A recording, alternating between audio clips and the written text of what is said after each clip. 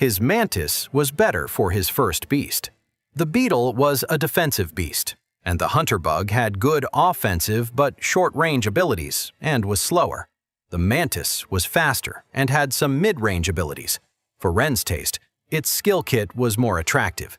Still, having an extra egg wouldn't be bad in any case, or he could sell it. Ren continued advancing until he found it. A yellow, living bridge that seemed to breathe and crossed over a deep gallery. On the other side, he could feel the vein pulsing with pure mana, but there was just one problem. A massive, deep worm rested inside the bridge, its body occupying all the space. The beast dozed, probably recovering after excavating new galleries. Ren studied the situation. He couldn't use force. The slightest conflict would attract predators. Not that he had much force to use anyway. He also couldn't make it explode like a lesser worm because this one had a real core. He needed the worm to move of its own volition. A pulse from his mushrooms showed him the surroundings, searching for nearby tunnels and threats. Fused worms are territorial, he remembered while formulating a plan, and this one should be resting in its territory. Ren extracted the weaver's thread while studying the situation. He had no choice. He needed to cross. He tied one end of the thread to a stalactite above the bridge that would serve as an anchor point, and if he calculated the distance correctly, with precise finger hits, he began generating vibrations in the ground. Not just any pattern, but a specific one that mimicked an injured hunter bug, the kind of prey a fused worm couldn't resist. Practically no beast here could. Hunter bugs were the pre-evolution of deep assassins. If a worm or beetle could take revenge on them, they would do so without hesitation.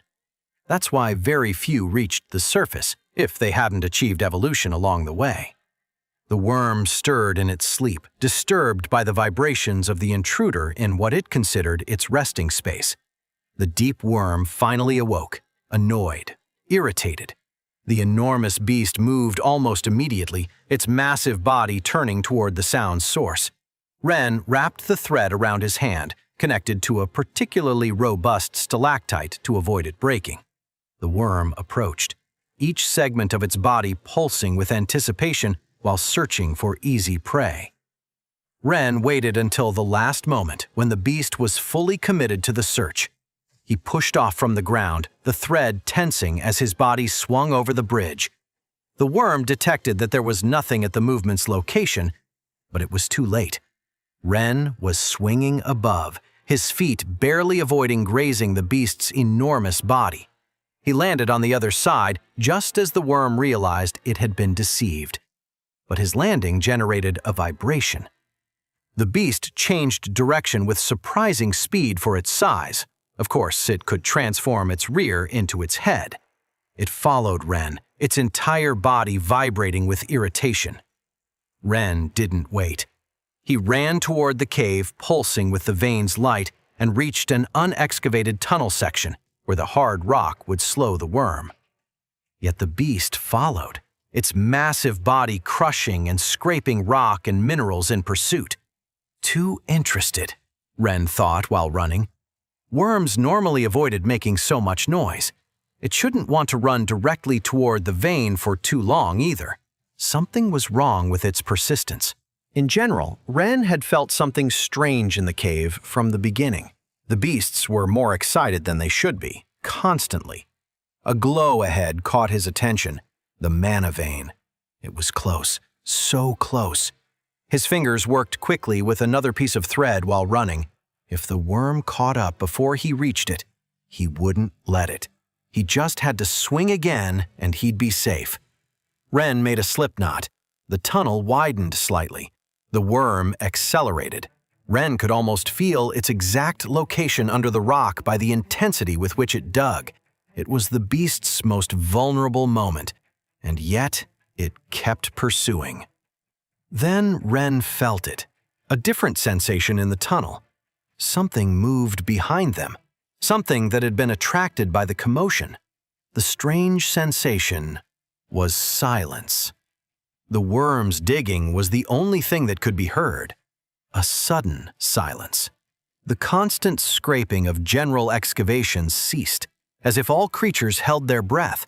All others had stopped to hide. The deep assassin emerged like a living shadow, its body arched with lethal precision, the proboscis extended like a nightmare lance. The strike was so fast, Ren barely saw it. The proboscis pierced the rock as if it were water, going through exactly above the worm. The beast froze almost instantly, its massive body paralyzed at the moment of impact. Ren stopped, his heart beating so hard he feared the sound would give him away. The assassin was just meters away, its matte black body absorbing all light while beginning the feeding process. With infinitely slow movements, Ren backed toward the vein. The assassin was completely focused on its prey. Ren deduced that the worm had been fleeing, probably after detecting the predator's presence after chasing Ren a bit. But when it wanted to stop, it was already too late. Ren continued moving away with extreme slowness. Each step away from the assassin seemed to last an eternity.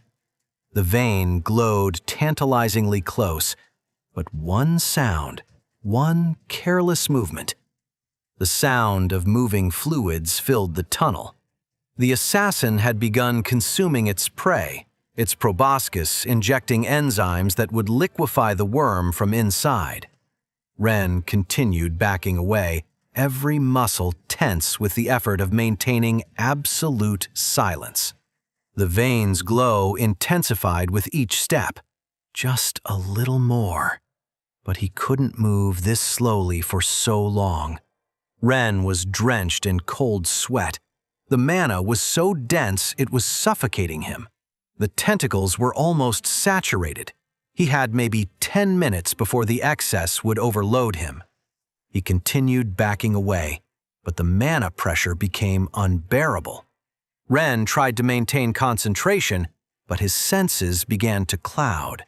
With trembling fingers, he extracted the last tentacle, needing to release some of the overload. The slow movement, the pain, the concentration on the tentacle, and the fear of the killer made him distracted. Too much, and his foot hit a loose stone. The sound, barely louder than a whisper, seemed to resound like thunder in the tunnel's silence. The deep assassin turned instantly, its matte black body moving with unnatural fluidity. Wait, that's not the end. You've just had a free taste. Now get the full story on the Pocket FM app, link in description. Check out our next video and playlist, and don't forget to like, share, and subscribe.